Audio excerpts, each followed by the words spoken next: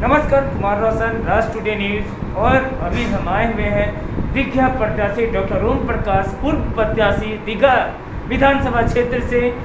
जनता की दावेदारी के कारण इन्होंने अपना प्रत्याशी दावेदारी पेश किया और सारा कुछ होने के बाद इनकी आम जनता के प्रति लोगों के बीच रुझान इतना ज़्यादा था कि आप कुछ वोटों के कारण पिछड़ गए। सर, इसके बारे में सर बताएं सर। हाँ सर।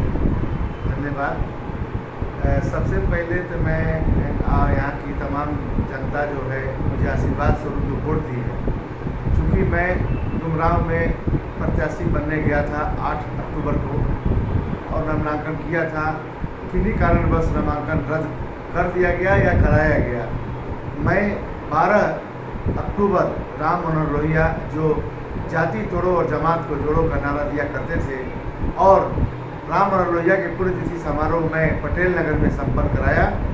उसी समारोह में लोगों के मांग पर, लोगों के आग्रह और लोगों के झुकाव को देखकर मैं दीघा विधानसभा चुनाव लड़ने का निर्णय लिया और मैं कभी भी किसी से वोट नहीं मांगा। मैं सारे प्रत्याशियों, सारे मतदाता, भगवान रूपी मतदाता बंधुओं के पास गया और मैंने कहा, मेरे जीवनी को देखिए, पढ़िए और समझिए। चूँकि ये 5 साल का त्यौहार है, यह त्यौहार प्रत्येक 5 वर्षों में आता है। आप लोग वोट दें या न दें, मुझे आशीर्वाद दीजिए। मुझे जनता ने अपार सहयोग और आशीर्वाद दिया है। आगे चल करके मैं एक मुकाम पर पहुंचूंगा और जनता की सेवा में सतत मैं प्रगतिशील और सक्रिय रहूंगा। सर, क्या यह सत्य है कि आम मतदाताओं के लिए वहां पे सभा आयोजन किया गया बीजेपी के कार्यकर्ताओं के द्वारा? बहुत ही ज़्यादा से ज़्यादा सुनने में आया कि मोदी जी भी आए, मोदी जी भी आकर के सभा को संबोधित किए और वह ज़्यादा से ज़्यादा कोशिश किए कि बीजेपी की वोट जाए। इसके बारे में सर क्या कहना है सर? देखिए, मैं अपने को सौभाग्यशाली समझता हूँ कि एक विधानसभा क्षेत्र में, एक छोटे से मैदान में प्रधानमंत्री को उतरना पड़ा और कहना पड़ा कि लोगों को, चूँकि मेरा चुनाव चिन्ह भोजन से भरा थाली था, तो लोगों को कहना पड़ा कि थाली से सावधान रहना। और मैं कहता हूँ कि मनुष्य के जीवन में रोटी, कपड़ा और मकान की जरूरत है, तो मैं रोटी और चावल, दाल, कढ़ी और मिठाई भरा थाली भोजन लेकर के मैं लोगों के दरवाजे तक दस्तक दिया था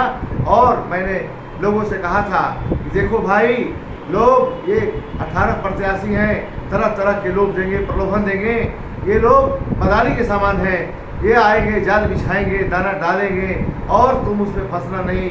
लेकिन किन्हीं कारणवश जनता का झुकाव किसी की ओर होगा तो मैं उस विजयी प्रत्याशी को भी बधाई देता हूं और जनता को आश्वस्त कर देना चाहता हूं कि मैं तुम्हारे हर एक सुख और दुख में 24 घंटे चौकीदार बनने का काम करता आया हूं और आगे भी करूंगा।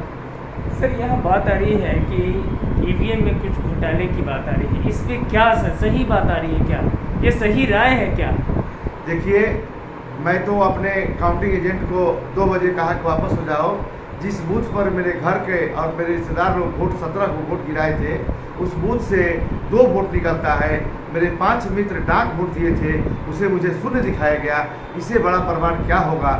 लेकिन मैं जनता की अदालत में हूँ और जनता से कह रहा हूँ कि तुमको ठगा गया है और तुम ये भाजपा वाले पैसा की ठोकरी पर जनता का समस्याओं को भटकाने के लिए, मुख्य मुद्दा से लोगों को भटकाने के लिए पैसे के बल पर, ठोकरी के बल पर राजनीति हो रही है। और आज 6ठा साल है, 2 करोड़ नौकरी देने का प्रलोभन कहा गया।